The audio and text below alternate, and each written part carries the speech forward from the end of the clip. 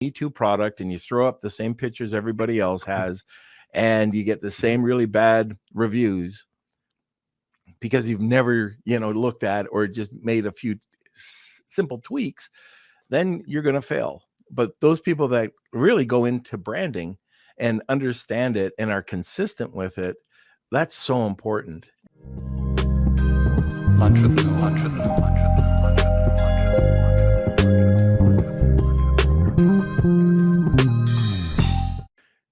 Hey everyone, it's Norm Farrar, aka the Beard Guy here, and welcome to another e-commerce and Amazon FBA podcast. Today, we're talking about the ultimate branding workshop, how branding really works. And just a sec, I think there's a couple of topics here, if my producer friend did this properly, and there are. Very good. We're going to be talking about a couple of common everyday myths that happened in branding, the biggest mistakes, and the low-risk areas that you can grow your brand. So welcome to another Lunch with Norm, the e-commerce and Amazon FBA. Okay, so today, like I said, the ultimate branding workshop, and we're going to be talking about how branding really works. Our guest is the adorkable founder and chief branding scientist of Quantum Branding. He helps brands become authentic and memorable category leaders through the brand science. His playful, lighthearted, and articulate insights make it easy to understand the science of branding.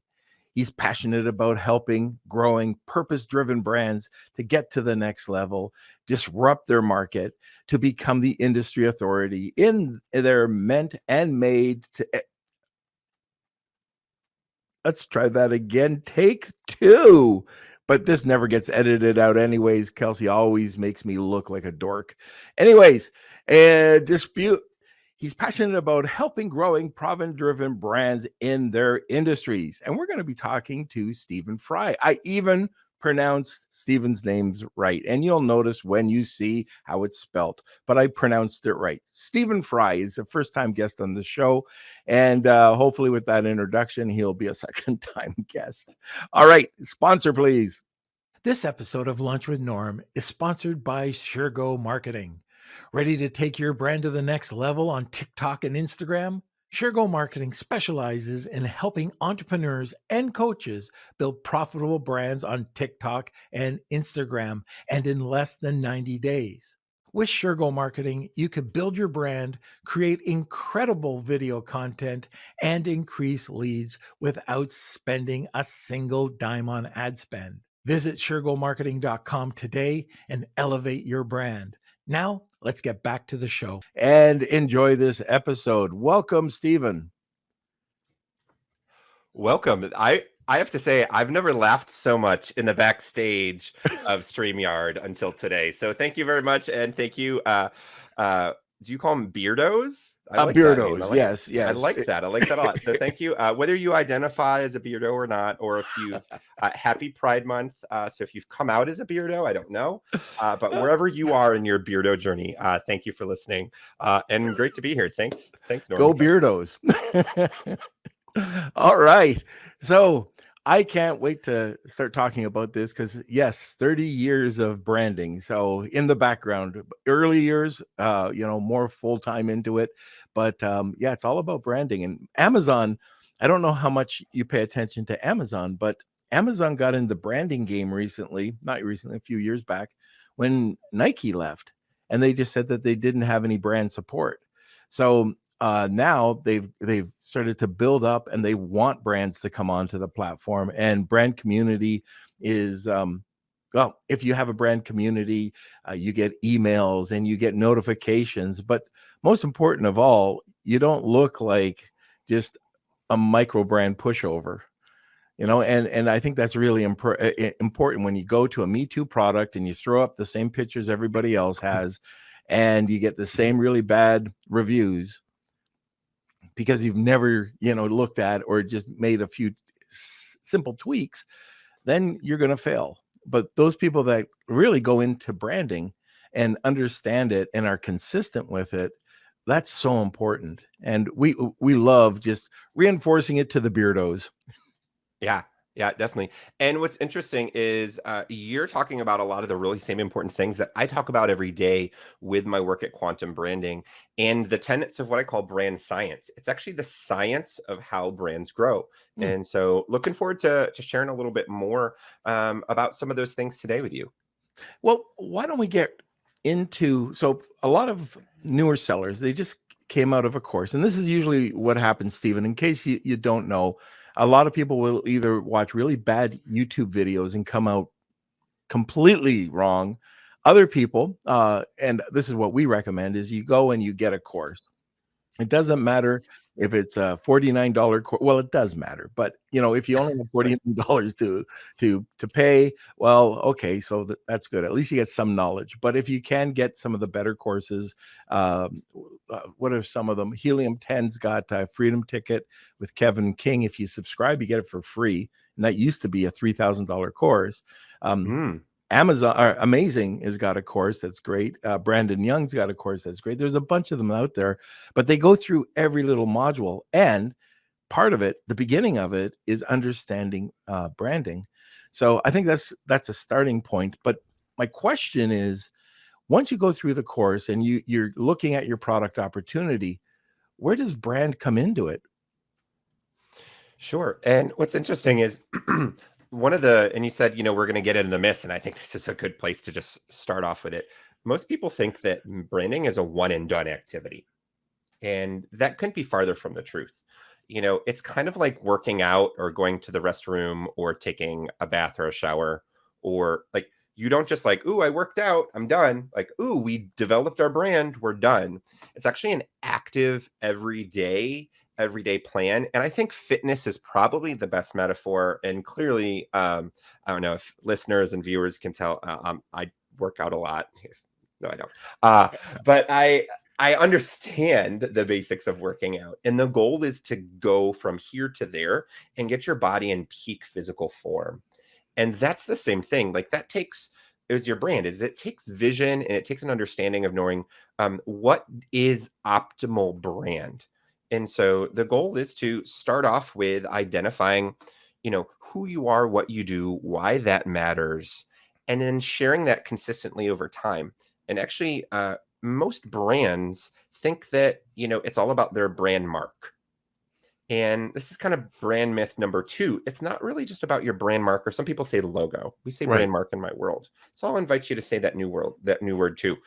So it's not just about your brand mark, because at the end of the day, branding works in a really unique way. And we have to kind of take a, a side rabbit trail quest to understand how it works. So marketing says, hey, Norm, do business with me. But then branding is the stuff that's unique that you remember about me so that you do business with me. And then I work in the science of how do I make those things more effective? And what it comes down to is, it comes down to your memories.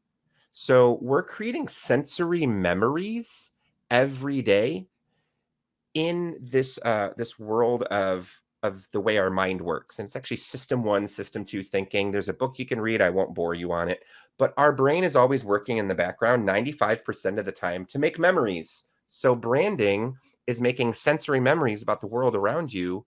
Well, if you make a distinct memory and everybody has that same memory, it's now famous. So distinct and famous are the two most important factors that your brand needs to have in your category. And so you may start with a brand mark, but you need to make more memories than that. So you need word, shape, color, sound, story, character, illustration, things that are unique to you specifically, that help you tell your story to your audience. And the more of those assets you have, the more memories you're going to create. So they're going to think of you. So really, at the end of the day, we're in the memory making game. We're using branding tools, and those tools are our memories. There are distinctive brand assets. They are our archetype.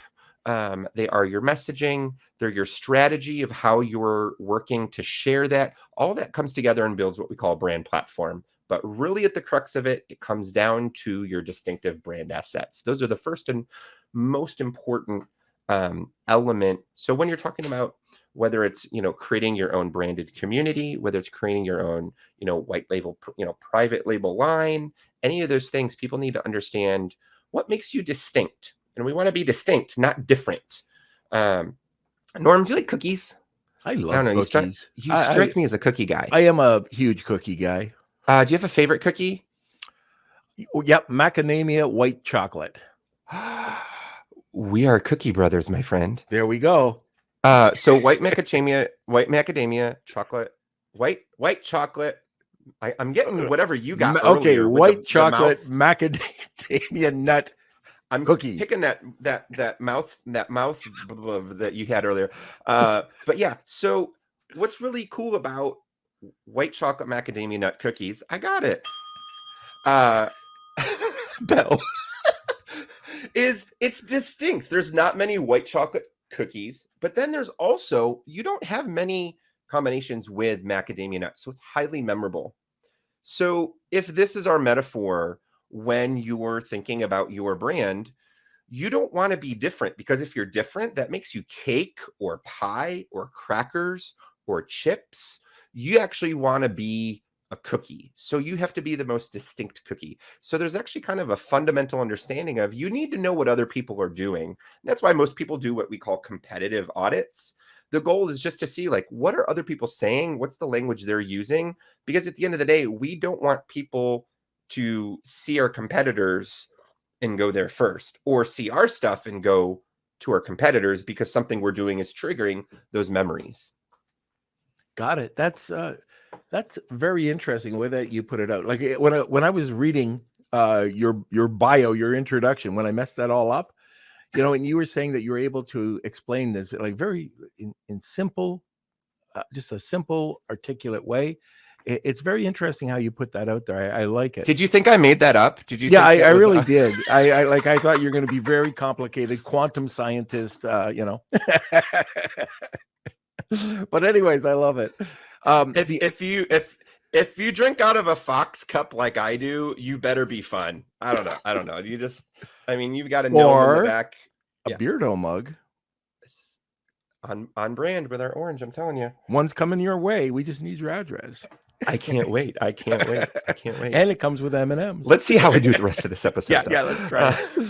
So anyway, the other part to this, so you were talking about, the logo, right? So your brand mark, but there's also the culture, the brand culture that you're trying to grow in your company. Sure. And I've always found some companies, like the owner is almost like a dictator. They dictate how people are going to think about their brand instead of having their brand culture grow within their company. And you have these people that start preaching the brand culture because they love it. And this might be a little bit more advanced than the average person just starting to sell the first time. But the intermediate sellers here, they have either one or more people starting to grow their brand, and they become the brand ambassadors within the company. And I saw it this weekend where people were in this Titan group. So the Titan group is it's a mentoring group for Amazon sellers. Well, you have to join it. It's a paid service. And I saw people like not pushing it, but talking to people that weren't in it, had nothing to do with sales or commissions or anything, but all of a sudden talking to people passionately about why they joined the group. And you want to talk about a brand that just stood out, and these people are not getting compensated. They are brand ambassadors to the T. They love it. And it would be interesting to have them on just to talk about it, because the way they've grown the brand is genius. Actually, it's excellent the way that they've got this huge brand that it's just one big group and they all have one specific goal. There's lots of groups out there that have the same thing, but I think they have 1,500 members or something like this, which in the Amazon community is great. And it's not a cheap organization, but it's worth everything about it. Everything oozes Titan. So anyways, I just wanted to kind of get down a different rabbit hole, but going back to that first question. So you're starting, you want to get into Amazon, you're looking for these products, you're looking for product opportunity. Where does brand start off? Where do you start thinking, oh, I need to come up with something? Sure, sure. This there's actually a really great tool, and I think I can't take credit for it, but Simon Sinek talks about the golden circle, and he talks about the big why, and that actually roots itself in the core of branding. And so, say you're creating a store, you're creating, your own branded kind of like outdoors store. Let's just use that. I'm an Eagle Scout. I don't know if you go camping. I used to go up to Algonquin and Temagami, North Bay. Oh, really? Lots of places up north to go camping. Lady Evelyn, uh, just different places there, and we go camping. So let's just make up our fictional outdoor Amazon store. What it really starts with is, what are the products? That's the what. That's the outside. But we want to get to the inside. The how, that's the how you deliver it, how you present it. But what really comes down to the middle is this big why. And Simon Sinek in his book talks about why. I think that's the name of his book, actually. I'm getting no props from him to sell this, but just the idea of why. Why are you doing what you're doing? What is the core root? And this is actually the same core root in branding, because it comes to the concept of internal motivation. And so, are you familiar with psychology and the term archetype? No, no, I'm not. So think of it like, which Disney princess are you? I'm sure you're familiar with those quizzes and those things on Facebook. But those quizzes are all kind of trying to find an archetype, or they're trying to find what type of persona you are. And so you may have an archetype that you are, and they're based on the Jungian archetypes. There's 4 times 3, that's 12. Just doing my math. So there's 12 of them, and they relate to your internal world, your external world, others, and yourself. So there's like the magician. So Disney would be a good example of the magician and magic. Crayola would be, the artist, or REI or Jeep may be an example of the explorer. So that's like the like, what is the thing that you are always filtering your story, your lens, your business, everything through? And so when you're looking and we're creating our fictional outdoor company, maybe we're going to use, yes, the explorer archetype as part of it. But then maybe we're going to create, another one, the sage. So people are going to come to my new wilderness brand community because I'm becoming the go-to resource for outdoors, because explore, that's our internal motivator that you and I both share. But then you're also coming to me because these are trusted products that I've selected because they're good. Why am I not using a Whisper Light stove? Why am I using this parachute cord? Why am I not, what do I recommend to, put you for a solar charging case, blah, blah, blah. And so my why is what everything is rooted in. And so this is really kind of you have to do a little work and say, what are the reasons I'm doing what I'm doing? This sounds so woo-woo, but it's so true, because it's the central thread. If you look at any advertisement, whether it's a celebrity store online or off, whether it's a big brand, there is always an archetype. And the archetype is not the lens for them. It's the motivator for you. So if I'm buying Nike clothes, just do it. Just like, what? Sometimes just get up in the morning and go running, like discipline. That's my motivator. Like, I need to get up. And so if I have products that reinforce that motivation, if I love luxury vehicles, I'm going to love, brands that connect with craftsmanship and artisanal. And so they have expert and maybe craftsmanship, sage and craftsmanship are there too. It's kind of like a both and. It's like 70-30 this, so the idea, it's like, you really want to root when you're looking at starting your brand. What is the core motivator? Why do you want people to come to you? You got to test that out a little bit. You got to test and make sure those products resonate that and that people relate to that. But without that central thread being sewn through everything you do, doesn't matter if Michelangelo himself made your brand mark, It doesn't matter how great the products are. It doesn't matter how intuitive your store is and your messaging is. If you don't have that central motivator, there's not that universal truth to ground your brand storytelling.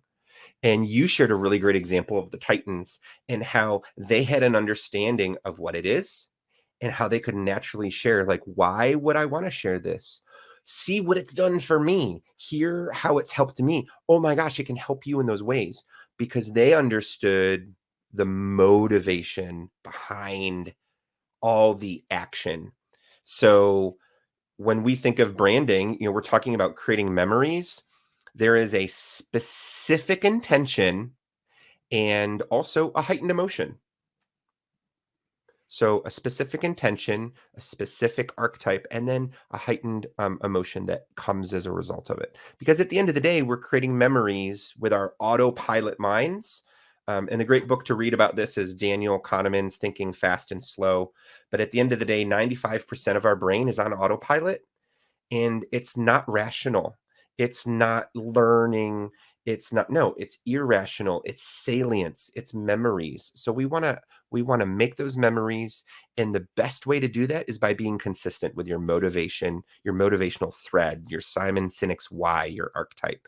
So start with your archetype, understand who you are, why you're doing what you're doing, and then the rest really, really falls into place after that. That's the hardest step. Literally the hardest step. That's why it's called strategy. Now I figured out why one of my products failed. So you were talking about Nike, and tell me more about that. Just do it. Well, I put out a shoe line the same time Nike did, and I just said, just don't. I guess that's probably the why. It works for me, but just like, going to the also gym. Those shoes, were they also slippers? Yeah. With the upside down hoop. It just didn't work. Oh my. Okay, so we are at the bottom of the hour, and if you're new to Lunch with Norm, well, at the top of the hour we have something called the Wheel of Kelsey, and that's where we give away a prize or a giveaway. Today we do have a giveaway, and if you want to enter, it's hashtag Wheel of Kelsey, tag 2 people, and you'll get a second entry. Oh, and by the way, if you do have any questions or comments, please put them into the comment section, and we will get to them at the top of the hour. But anyways, Staeven, you have a great giveaway today. Can you tell us a little bit more about it? Yes. I feel like we need to cue the you can ring your bell music. But yes, today we are giving an hour-long brand accelerator call. And quantum branding is all about moving your brand forward to create an authentic and memorable brand. And so in this conversation, you're going to act with me, just me. We're going to talk about the tenets of brand science, things like the laws of growth, brand authority pyramid, category norms. We're going to make connections, and I'm just going to do it by asking you questions, and you're going to learn along the way, kind of like we're doing on the podcast today. Yep. So you don't have to know about these things. I know about them. So I'm going to ask you questions, and at the end, magic's going to happen. You'll leave with a game plan, knowing how to get where you want, what to work on, and what to prioritize next in your brand's future, making it easier for you to create campaigns, make it easy for your team, and easy for you to grow your brand. That's back fantastic. to you, Norm. All right. That's a great giveaway. So, okay. So now, Kelsey, if you're doing your job, you'll have your finger on the button. Hit the sponsorship, please. This episode of Lunch with Norm is sponsored by Jeff Schick Legal. Amazon suspensions are very real, but how do sellers like us protect ourselves against these costly suspensions without spending thousands of dollars? For a very low monthly retainer of just $89, get full access to Amazon attorney Jeff Schick. Mention Lunch with Norm and receive 50% off the first 2 months. Visit jeffschick.com today. That's JEFFSCHICK.com. Now let's get back to the show. Okay, so the second part of this, let's talk about, first of all, we've talked about how to get started. I don't know if we got into the body enough, but if we wanted to talk to some of the people, we've got a lot of people listening right now. Anyways, how can they go about? You've done like a great job explaining the first part of this, but getting into the body of it. Sure. Should people be looking at professionals to do this? Should they start on their own? Because it's an evolving thing. You can always change your anything to do with your brand or your culture. Um, how would you start off? That's a really great. I feel like I'm teeing. Did I pay you money to like ask these questions? Well, let me tell you. No. So that's a really. Thank you for that great question. I didn't ask you to ask. I actually did ask you to ask me that. So that's great. So you teed that up so well. Thank you so much. So one of the things to think about is, when we think of modern brands and we think of Fortune 500 companies, we think of like, Fortune 500 brands like, Amazon themselves. When we think of, Target, Walmart, we think of these big brands and we think that they have bajillion-dollar budgets to do bajillion-dollar things. And what's interesting is they've just built their business according to just like a chart, like a pyramid. They went from an idea to traction, to growth, to scale, to authority. And so when you're at an authority level, you can spend on mass market advertising. And so then we think that that's so professional and only they can do it. And that's actually another myth. So we're sneaking another myth. Everyone can use the same secrets, the Fortune 500 level secrets of brand science. And now that we already know that it's based on your memories, and we know that your distinctive brand assets, your word, your shape, your color, your brand mark, your story, your archetype we talked about, the more of these assets we have, the more memories we have, the more we want to use them consistently. And there's actually 7 laws of growth. And the first one is make it easy to buy. Don't complicate it. System 1, system 2 thinking. That's the first step. We don't want to make it complicated. We want to make it very simple for people to understand. Oh, mittens for kittens. Oh, baskets for otters. Oh, like whatever your product is, make it simple. Make people just really understand. And it's the nuance and the storytelling. But here's the thing that you can take right away. You've got your brand, you've got your archetype. Well, now you need to build those distinctive brand assets. The average brand only has 3 to 5. Your brand mark, your color, maybe a tagline and a color combination. At the end of the day, that doesn't pale. It pales in comparison to the, Coca-Cola has. You mentioned Coke Zero, and I was like, do I bring that on the show? They don't pay me either, but I wish they would. But Coca-Cola has over 150 distinctive brand assets, and they're always refreshing them. We just got to this new can itself. Before they were black, and they established that black meant 0 sugar. Then they changed the design and they refreshed it. So then it looks new, but it's still using those old distinctive memory structures. Oh, black means this, silver. Yes. Man Coke Nation. There we go. So I call it Man Coke. It's equal opportunity Coke, but yes. So at the end of the day, we knew what that meant because they refreshed it and they built it. And that is the core of what we need to do. So how do we do that? I actually have a thing. We're going to put it in the show notes. I'm going to make sure that we get it. It's just a bit.ly link. If you know what bit.ly is, if you've used a computer before, it's bit.ly/brand science checklist. It's actually the first link on the top of my link tree. So you can click to that.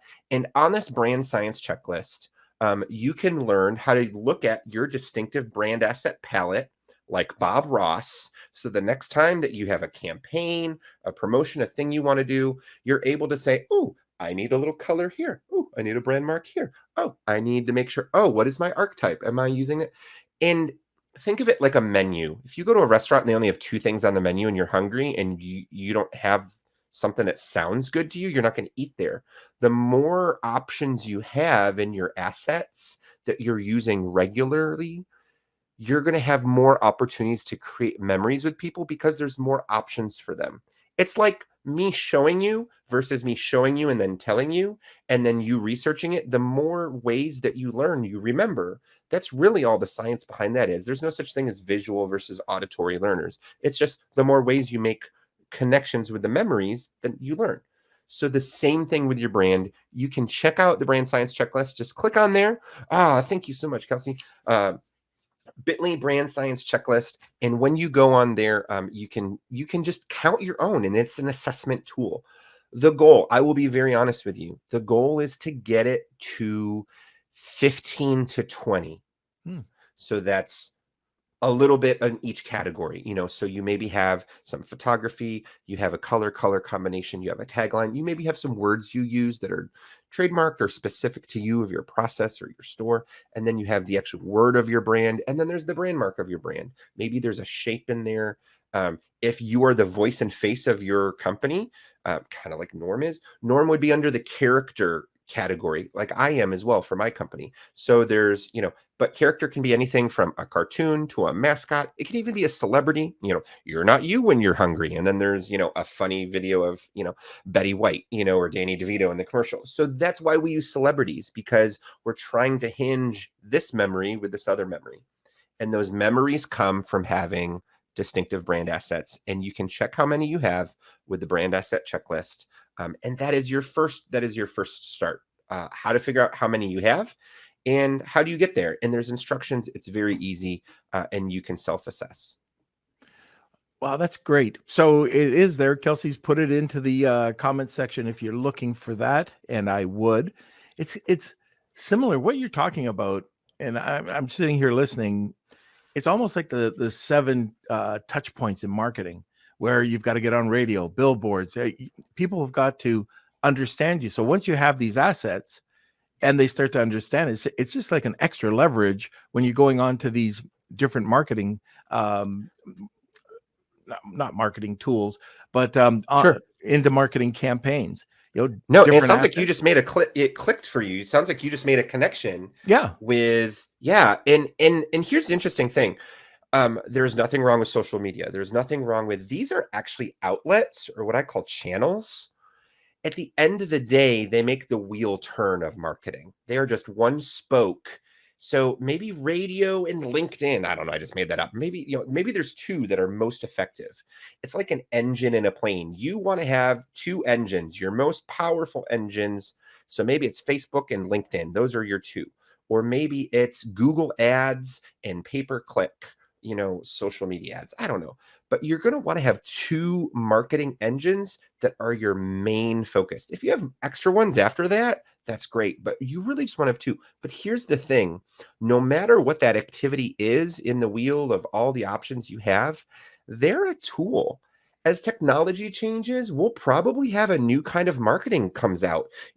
Sonic floating panel marketing, maybe a thing in 30 years from now. I don't know. But here's the thing that I want folks to walk away with. Those are the means of how it's delivered.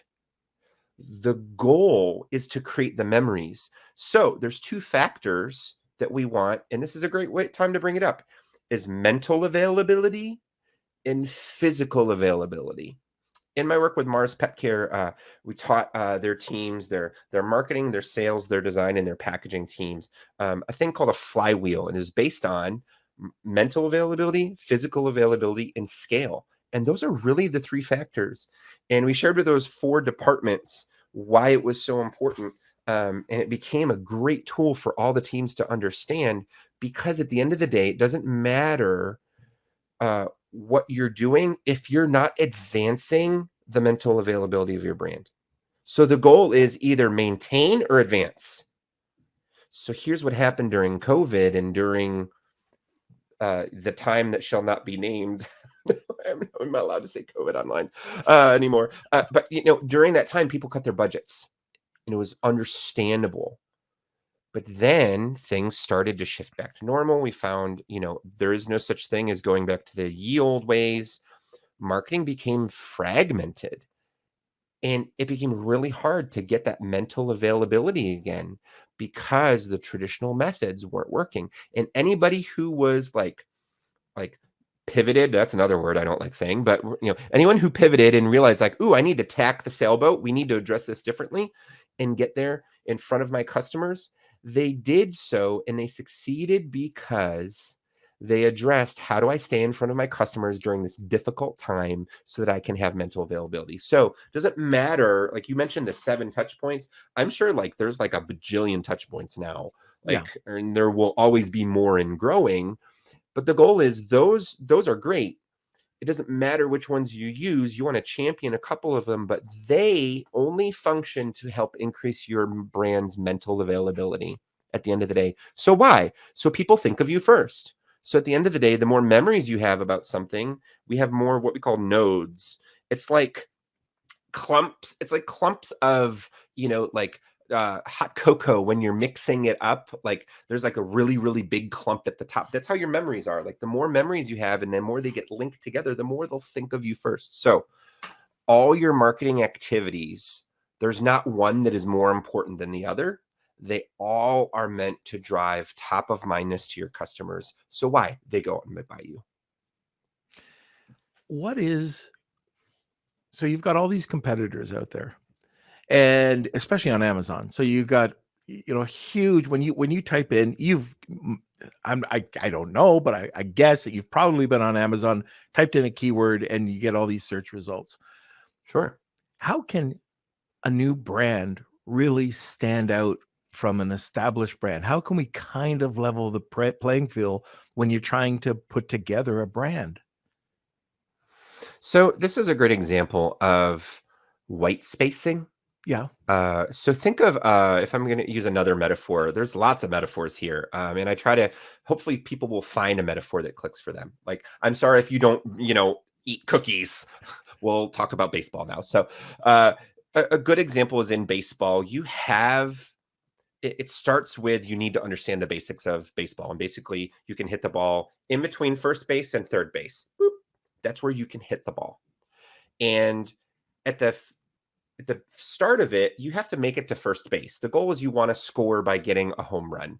Here's the interesting thing. Everyone likes home runs, but the most scores are made by running the bases, small, little everyday plays. So first thing I'm going to encourage you to do is stop thinking that you have to nail it out of the park every time. That's not sustainable. It's not doable. It's not realistic. You want to create everyday transactions that are moving the needle for your brand. So you're just going to make small tweaks. That's the first thing. Second thing is you got to know your customer, because your customer is first base in our metaphor here. So we got to get to first base. We got to know what customers are looking for. I actually get emails. I'm an Amazon associate. I get emails about what's trending, what's hot. But here's the interesting thing. If I don't filter that through my customers and what I know, then that's not helpful. Like, I can promote luxury products, but my little brand, I do pottery on the side. I don't know if you know this, but I do pottery. I do craftsman, dinnerware, serveware, bakeware, and small batch tile. So all I did was say, like, what are some really great like tea towels that would go with this, or silverware? These are the things that would go good with my brand. And so I have to filter it through what I know my customers want. So if you don't know what your customers want, you're not going to make it to first base. Third base is, what is everyone else doing? And you can't be too weird and do something so different. You're going to hit the ball and be like, that doesn't look like an artisanal pottery store. It's got, cute cat emoji toilet paper. Like, that doesn't resonate with my artisanal craftsmanship vibe. So you can't do, I don't know, that's a bad example. Probably that's more of a first customer example, but you got to know what your customers want, and you got to know what the industry is doing. And then you can know where to hit the ball by what other people are doing. So if they are using specific colors, if everyone is using blue, maybe don't make blue your same color, but make it your secondary color so it feels rooted in that category. I just did a project and we found that everyone in the realtor space in Texas was blue. So we made theirs a vintage gold as the first color, and then blue was that supporting. And this works for any category. When I use category examples of just client examples, like brand science works for, I've worked in over 65 categories and counting. It works the same because our minds work the same, sequence of cognition and color and all these things. This is a really good point, though. Don't just pick a color because you think it means, oh, yellow means happy. Well, yellow does not mean happy in the dental category. It means stained teeth. So you may want to avoid yellow if you are promoting dental products. Just hope that helps. Note to So self. there's category norms, and that's really important. But the goal is you can, based on your just initial understanding, get started by assessing what are other people doing. And then as you start that process of building your brand assets, your color, your shape, your words, make sure that nobody else is using that word. Make sure that other people aren't using that color. Make sure that those sensory assets, at the end of the day, are all car companies the same? Yeah, they make cars, but the stories they tell are drastically different. And that's where we talked about that Simon Sinek, the why. That's where it's rooted in the first. And then the second thing, the assets that we go and create to tell that story help us. And then when we look at our competitors, we're just like, is anyone else telling those same kind of stories? Is anyone else using those kinds of words? Is anyone else using those kinds of photography? The goal is to use those same photographs for your 3 different products consistently. Use them for a quarter. Don't change your photography for a year or a quarter, and then test and measure. Like, does this lifestyle product photography look really good for these products? I've gone on some Amazon stores, and honestly, it is the product photography or the lifestyle photography that is a make or break for me, because it shows me, do they understand who I am? Right. So it's like people aren't going on your website or your store to look for you. They're going to your store to look for themselves. And what their motivator is that they're looking That's for okay. that. I'll make the blooper reel. Yeah. So they're looking for what their motivation, their end goal is. And I also want to stress, this is a really great point. We want to break away from this idea that everyone has a problem to be solved, because sometimes it really is just about going from one emotional state to another state. So I want to be happy. I want to be happier. Stop thinking of your customers as transactions and start to think of them as people who want to live a better, different life. It's not good or bad. It may be from good to better. It may be from better to amazing. If you have an electronics store, this is a great example. If I'm buying electronics for my home, what's the difference between this pair of headphones and this pair of headphones? This one can help me cancel out noises. Show that so that people can have more focused conversations. Show how people, it's like the benefit of the benefit. I have a Roomba that has an electronic vacuum that also has a mop attachment, so I can spend less time mopping and more time with my family. Like, this is about going from one state to another. And if you can't start to make this connection with your brand and your customer of how am I helping them go from here to here? And this is really a different take on, and I'm sure you know this with your experience, like, ooh, let's do a customer audit. Let's do a marketing product validation. Let's break down their pain points and triggers, and like let's humanize humans. Let's embody humans in their bodies and give them a space to be humans. And then how do we show up for them? If you can understand how you show up for people and how your brand can help them accomplish just going to a new state, whether that's a higher state, you know, um, it's not always good or bad. It's not always a problem. But if you understand the state that they want to get to, and you understand what your competition is doing in that space, already that's going to help you out. And I know, listeners, you may be thinking, like, Staeven, this is really, really broad, sweeping stuff. But actually, like, if you can sit down and start this, it's going to make everything else so much easier, because it really is. It's the motivators. It's the motivators. It's the state you want. It's the stories you're telling. And then your marketing is going to become so much easier when like, hey, Norm, do you want to advertise at this convention? It's for underwater basket weaving with a lot of Renaissance crowd and Star Trekkies. And you can sit back and be like, you check in with yourself. You're like, actually, no. That's a really good connection for my audience. I love Trekkies, and my product helps them. So when we're creating opportunities, it really is more about reaching the distracted, emotional viewer, creating those memories, creating that salience, and reaching them in their everyday life, because it's not about just converting them, because it's not just one and done. It's consistent exposure. It's constant pulsing of these brand assets, your messaging, of your story. So it's like the first time I meet you, I learn a little bit about you. Second time I meet you, I learn more. Third time I meet you, by the time we get to become best friends, you didn't ask me to marry you the first time we hung out. Well, you haven't yet, but so You got to get engaged before we humanize that approach. We want to Right. humanize our approach. Right. You don't have to ask me to marry you, by the way. No, we have to get engaged first. But It's true. Thank you. Thank All you. right. You're a proper gentleman. I appreciate it. So the last question I want to, because I can't believe we've blown 50 minutes and it's all great content, but I've got to get you to come back because there's so many more Thank you. questions. But I love anyways, that. I love to. let's talk about just some mistakes people make. Mistakes. A few mistakes. I think the biggest mistake that you can make is by complicating your customer.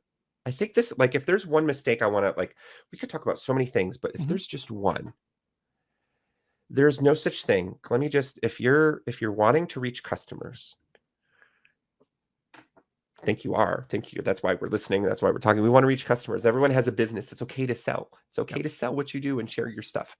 But if you want to reach customers, don't do yourself the most disservice. Make it easy for your customers to buy by simplifying who your customer is. Get rid of this complicated, in this term, I hate this term. There's a couple movies and TV shows with this property, but it's called your customer avatar.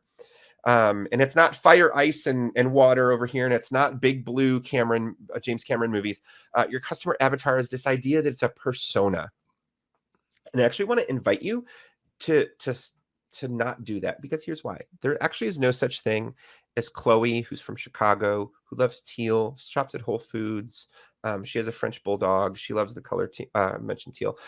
She uses Pinterest and buys things from on Pinterest, or I'm trying to think of another brand. Like this overcomplicated view of she's 26, she does this. When we try to make people so specific, they're not going to fall into that. If we understand that I sell products, so I rescue cats, and this is a great example. So when I'm going to buy cat food, there's a couple of variables here. Is this for kittens? Is this for indoor? Is this for seniors? So what types of states I'm trying to get to feed my cats, y'all? I'm trying to feed them this top shelf kitty food. So I need to know first base, age and stage of the cat. What am I looking for? And then, what are the ingredients? It's grain-free. That's how I hit the ball. Great. Positioning is not magically ninja-ing people to, like, we're the number one brand for women who watch Young and the Restless and drive minivans. Like, no. I watched CT or Global growing up, and my grandmother would always come over and watch Young and the Restless. That's why that popped in my head. But so there's no such thing as that. Instead, make your campaigns, make your customers segments of groups. And there are very few examples, and we're not going to go into them, but they are based on biological needs that you may have. And some people have those biological needs despite their assigned gender at birth. So we're not even going to get into that. Some people have different needs. So it's not about pink versus blue. It's not about gender identity. We want to actually understand people and what the needs they are, the needs they have in demographic information that isn't based about their gender, that isn't based about their job. It's based on the problem or state they want to go. And this is the secret, because when we look at Coke Zero, who's Coke Zero, or who's Coke's target customer? It's not a woman who's 33 who lives in North. No, it's mass marketing. So to create that really effective mass marketing, we understand our archetype, we understand our distinctive brand assets, the story we're telling, and how the product is just, open happiness. They're not trying to get you to buy. They're at such a level of scale. If you drink 2 of these a year, you're a heavy buyer, which is our second thing. Our second tip is have a diversified sales strategy. Sometimes just sell people one thing and be done. Like, capture more of your market. Stop trying to upsell everybody on everything and think that they have to enter in here and then do this and then buy that and then buy that. You can have some heavy buyers, you can have some moderate buyers, and you can have some light buyers. I mean, who doesn't want to capture their whole market of all the opportunity of sales? So these two work hand in hand as far as mistakes and things that we don't want to do. We don't want to do this. We don't want to complicate our customer. And then we don't want to limit our customers to just one sales strategy. So the flip side of this is we have a more open understanding of a decomplicated customer that's driven by the brand science tenets of helping them go to this state, this newer state. It's solving their problem. Grain-free kitten food, Coke Zero. So we want to help them by decomplicating your customer persona, and then also create opportunities and avenues to diversify your sales. So those are the two things that stick out. You're like, don't do this. Those would be the ones. And actually, this is the same Fortune 500 stuff that big brands are doing, and they actually pay millions of dollars to access at pay-for-play institutes. So Mondelez, all the big brands are paying to access this same science that we're talking about today. And that's the same thing that they're learning as well. So that's why I want to share that with everybody here today. That is such a different approach than other brand. I probably had 4 or 5 different people approach brand on the show, brand experts. And that's the first. So very interesting take. I'm going to give myself a bell. Oh, thank you. I received that. All right. So Kelsey, I think we have 3 or 4 questions here. You want to get into those? All right, sure. Some of these are comments and questions, and they're all mixed up together. So first one is a quote from Neil. I'm quoting Marty Neumeier. So a brand is a person's gut feeling about a product, service, or company. Also, I think Norm and we just listened to, or someone presented recently about Jeff Bezos's comment about brand. Which, let me just find it. I wrote it down. Your brand is what other people say about you when you're not in the room. So that's another one. So any thoughts on that? So here's the thing. I can kind of so I'm a big fan of logic. And, Kelsey's gone. Hopefully he's still listening. At the end of the day, there you are. I feel so much better when you're in the room with me, when you ask a question and then just leave. But I can get behind this in the vein of a logical scientific approach that based on memories, the memories and experiences that people are having, if those are the things that are driving that gut feeling, then yes. But so that's kind of because the gut feeling, that's how we reach people with the system 1, system 2 thinking. We're connecting with them and always sharing those memories so that when they're ready to buy, they have those memories and they're ready to buy. I pull into the gas station. I don't be like, I just saw this 99 cents promo for Coca-Cola or Pepsi. I'm going to go buy one. It just reinforced it when you were ready. It wasn't what drove you to pull into the station, very seldomly. So there's a lot of conversations that we can have about brand, and I appreciate Marty Neumeier and all the work. I feel like I'm having a different conversation than he is. I'm having more about the science of how it works and how things function, and he may be more on the experiential side. I don't disagree with him, but I do want to point out that I do believe there's 2 different conversations going on, and they're worth having. Okay, awesome. All right, our next question is specific, but I think we can stretch this out into a broader one. But from Rad, we cater to the outdoor community. How can we become like the REI brand or another big brand? Interesting. Thanks, Rad, for that question. And as an Eagle Scout, I love you already. Great outdoor nature stuff is important.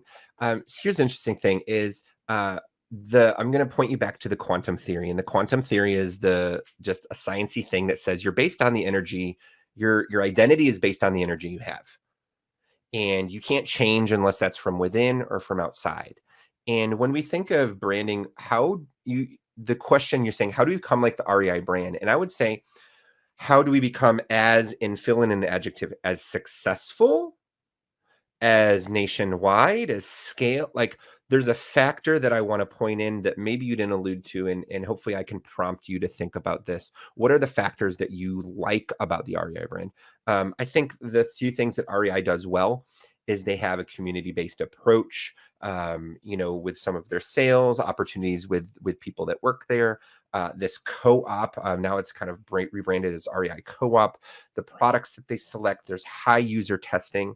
So think about what are the factors, and I just pulled out a few. So maybe that's getting people in your community to come on and share, like in that co-op approach. Here's the products they love, and they tested them, and they maybe share. Excuse me. They share, reviews of products. They actually show videos of here we are camping. Think of ways, but go back to the archetype. What is it? Maybe you have this explorer, but what's the other kind of archetype that is there? Is it expert? Is it, jester, like have fun, live outdoors? Because that's what Life is Good does. Like, if you don't think that's possible, that's what Life is Good does. They have a jester, like, man, life is good, like outdoor, like clothes and stuff, or so think of what is the complementing, yes, to be successful. So think of what are the factors that you want. Really, at the end of the day, the things we talked about today is have your distinctive brand assets, go through the checklist. That's the first thing. That's the first step for anybody to have. The second thing is, work through what is your why and your archetype. The archetypes are just the simple lenses of the stories and the motivators. Really get to the heartbeat. Ask your customers questions. One of my favorite cartoons is it's these like 3 old guys in an office that says, this is going to be the #1 product for girls ages 14 to 16. And the other one goes, has she seen it? No, not yet. And that's 2 points, because that's funny, because A, they don't know their audience. They're not talking to them. They didn't test it. But 2, unseen is unsold. So if people don't know who you are and they haven't seen you somewhere, they haven't heard of you, they don't know of you, they're not talking about you. If they can't experience you somehow, you're just a store. In the Don't middle want to of say the that in a desert. hurtful way. No, You're just a store. Yeah, you are so bang on. Thank you. Yeah, I love that. So anyways, I hope that helps. I hope that prompts some conversations. And if anybody's interested in like, oh my gosh, Staeven, we need to talk more, I want to open to those questions. Hit me up. We'll talk about sharing that information here and again in a second. But next question. All right, next question. Before we get to that, just a reminder, we are doing a giveaway too. So if you write #Wheel of Kelsey, you can be entered. It's a great giveaway. It's worth over $450, and it's an hour-long brand accelerator call with Staeven. So make sure you enter in the comments. I know Neer just did. Thank you, Neer. And Cool Hand is loving this. He says he's re-listening to this episode. So much great content, and loves your energy. All right. So gets a bell. Our next question. This is just to clarify about the giveaway today. From Gabriel. I just started an MMA Instagram, soon YouTube and TikTok. I'm trying to grow organically before I start an MMA gear brand. Although it's separate, would like them to have similar branding. Does this reward still apply? Does this call still apply? Oh, thanks, Gabe. Yeah. Please enter, and please hashtag right away. And anybody who's interested. Here's the cool thing: branding is just this container of stuff. At the end of the day, people exist everywhere, and your business is sharing what you do, who you are, and why it matters. And branding is just the vehicle that helps do that. And here's the interesting thing: the science of how branding is effective and the stuff that I do. It works in every category. I know that we're talking about, Amazon related store stuff and getting in front of audiences, but this works for, everyone from A to Z, from animal crackers to zoos. I don't know. I probably need to tee that up in my show notes for next time, a better example, but every category that you can think of, brand science works for. And so definitely you and I on this call, anybody that on this call, we're going to just talk about where you are in your business. Are you an idea? Are you getting growth? Are you getting traction? Are you getting growth? Are you, scaling? Are you an authority? And here's the interesting thing. Just when we think of that, like what the age and stage of your business is, it's kind of like people. When you're an infant, you do infanty stuff as a kid. You don't have to worry about chores and The same thing with your business. When we look at our businesses and our brands, there's different checklists and different things that we need to look at based on where we are in the age and stage of our business. And that applies to everybody. So thank you for that question. That's a great question. All right. And we have 2 more questions left. Next one is from Neil, or AKA Wish I Was Mark Cuban. I heard someone say that when doing something nobody else is doing, give it a name. Soon you'll become the Kleenex of your niche. Do you agree with this? Great question. Thanks. I wish I was Mark Cuban too. No, actually, I don't. I don't. I just thought that was clever. That's a great question, and I love that kind of thinking. I love that kind of thinking because WIMC is pointing to this idea of strategy, of approach. And do you want to come work for me? Maybe we can talk. I don't know. The idea here is, what is a naming strategy that I should employ? And there's actually different types of naming. There's made up names, like kazoo, or, some of these like weird, Yahoo, like, yeah, that doesn't like mean anything. It doesn't mean anything. It's just a made up name. So sometimes they're arbitrary words. They're arbitrary concepts. So there's made up stuff. There's founders' names. There's portmanteaus, like, Shart. We know those 2 words. We can understand what they 2 are, and they don't name your brand Shart, by the way, unless it's a really good product for that category.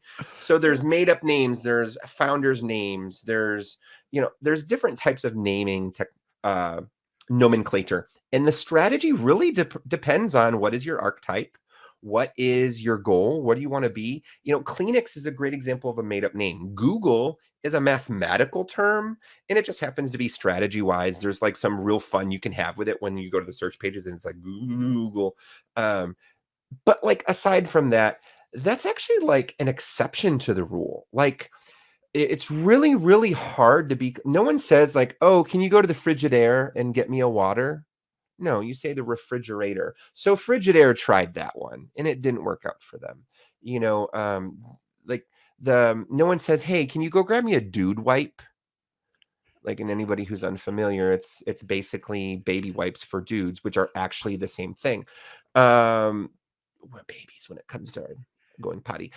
So the irony is there, but if you name it with the anticipation you want that to happen, you're already connecting yourself to the outcome, and you already may have stress and frustration when it doesn't happen. So I'm going to encourage you to remove yourself from the outcome, employ the best strategy for your category that shows that you know your customer, you know your category, and the words that you use are on point with your archetype.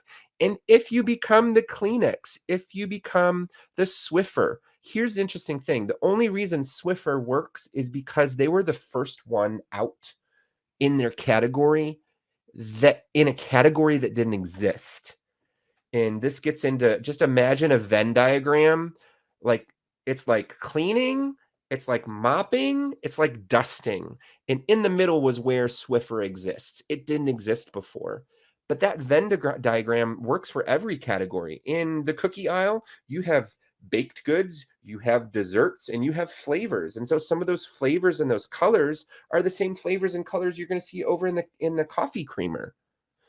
So you really have to like try your best to understand, what are the words and things that I'm using. Am I trying to invent something that doesn't exist? The possibility that you're creating a product that doesn't exist in the category is very, very slim. So employing a strategy that's going to make you the number one in that thing is going to be very difficult. It's not possible. It's kind of like being, attacked by, I don't know, like a manatee. Like, it's possible. It's slim. But it's not none. So hope that helps. Okay, great. And we have one last question from Marina, and then we'll head to the wheel. From Marina, if competitors start copying your brand, their colors, image styles, do you stick with your current brand style, or do you change? Thank you, Marina. And I love your photo there. Thank you for that question. That's actually a really good question. And what's interesting is flattery is kind of the highest form of a compliment, to be quite honest, because what this is what this is saying is that you're establishing trade dress. So when we think of cola, for example, and just using examples that most of us can relate to, red is what makes we think cola. So if I buy Dr. K or Publix or some off-brand or, Albertsons or, Food Lion, I can't, when we see cola, it's typically red. That's a trade dress. So the color may denote the category. So that may be a question we need to ask ourselves. Does this color or asset establish a category? But then the second question is, does this color or asset or image or shape, is it specifically a competitor? And if you're doing it and it's someone else's, don't do that. But if some of these things are trade dress, like chocolate sandwich cookies come in a blue container, but it's actually the use of the word Oreo, it's the use of the word Nabisco on the top, and then all the crazy flavors, because I just like going to the cookie aisle in general, but I love to see what those freaks at Oreo are doing these days. You're like, oh, it's a carrot cake cookie. Wow, I didn't see that coming. So it's the combination of all your assets that makes you you. If somebody is copying more than just one intellectual property of yours, like your name, your brand mark, and that's why we want to make it distinct. And so you want colors, like you go to the shampoo aisle, like I predominantly look in the shampoo that most men purchase. So I don't look at the cacophony of products over here. So I know that Garnier Fructis is green and Dove is gray. If somebody showed up and started copying one of their colors and was gray or green, then Garnier Fructis would actually probably just get more sales. So it's actually a very unintelligent strategy because it's going to trigger us to think of them. If this was your color, like, you're hopefully going to laugh to the bank. And I think of speaking of banks, I think of a really funny advertisement that was in Australia, and they were promoting, like, just because your bank has the word Kiwi in it doesn't mean it's Australian. Well, they didn't care. Actually, more people thought of Kiwi Bank and started going to the Kiwi Bank. They were trying to slam them, but they were using their assets. So I'd have to test those assets to find out. So I don't know that one. Smash those like buttons, by the way. I'd have to test them out. That's a great conversation. I'd love to learn more. I'd love to hear more about the scenario you're thinking of. But overall, we can all ask the question, does this color or asset or thing denote a category, or does it denote the competitor? Because sometimes there's actually a loose relationship between the two. In the great example of Oreo and Coke, like, it's the combination of the shape and the color and the use of all the assets together with red.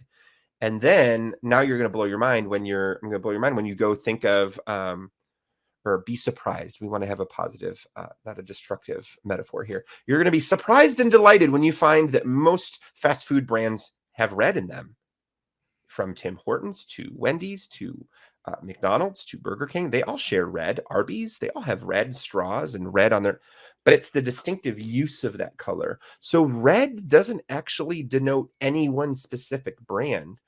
But if they start copying the Wendy's brand mark with Wendy and the little collar that secretly says mom on it, then we're in trouble and we hire a lawyer to go after them. So hope that helps. Thanks. That was great. I don't think we have any other questions. Do you, Kels? No, I think that's it. Okay. That's it. You're off the hook. You made it. So I love how he like appears and goes away. Yeah, it's like a little magic podcast. Because then I usually do that to him. Get out of here. Yeah. So, and someone said earlier, I think it was, I wish I was Mark Cuban, that he hasn't laughed this much since he was watching a business podcast before. So I appreciate that. I that means my marketing content and that I'm lighthearted is actually based in truth and is true. So thank you for that affirmation of that emotional experience. See, my marketing copy said, what is the emotional experience he provides? And then that was true. So that's not baseless. So So you are an honorary beardo. There we go. oh, thanks. I've been trying since I was 15, and this is all I can get. And that's about it. Yeah. Okay. So just one more. Just mention one more time that if you are interested in today's prize, it is hashtag Wheel of Kelsey time. So hashtag Wheel of Kelsey, tag 2 people. You get a second entry, and we've got a great giveaway. Staeven, one more time. What exactly is the prize? Well, it's thanks, you, Norm, actually. and It's you. Thanks, Norm. I am the prize. They get all of me for just 1 hour. No, so today's giveaway is an hour-long brand accelerator call, and on this call, it's just a conversation where I ask you about your business, and we'll connect, and I'll ask you a few questions so you can be prepared to think these through. But we're going to talk about, the brand authority pyramid, where you are in the age and stage of your business, where you want to go, and what you believe is standing in your way. And then I'll have the opportunity to respond back and share with you some opportunities that, based on brand science, that offer you an opportunity for low risk growth. That's really the most important thing, is that, what are some things like the things we talked about today, where, your customer avatar and sales strategy, those are low risk. There's little to no risk in saying, let me sell to more people, less, more, or a lot. So you're going to walk away feeling empowered, know what to work on and what to prioritize next in your brand. And so looking forward to connecting with you on that call to our lucky listener. Fantastic. Let's head over to one of our sponsors, and then we'll come back to the Wheel of Kelsey, which you've never seen before. This episode of Lunch with Norm is sponsored by VAA Philippines. Looking for a high-quality virtual assistant for your business? With the rigorous screening, intensive Amazon and Walmart training, and ongoing professional development, get the peace of mind with skill and motivated virtual assistants for a long-term working relationship. Hire through VAA today, and now let's get back to the show. All right, now, Kelsey, all right, it's time. Here we go. It's the Wheel of Kelsey. It's time for the Wheel of Kelsey.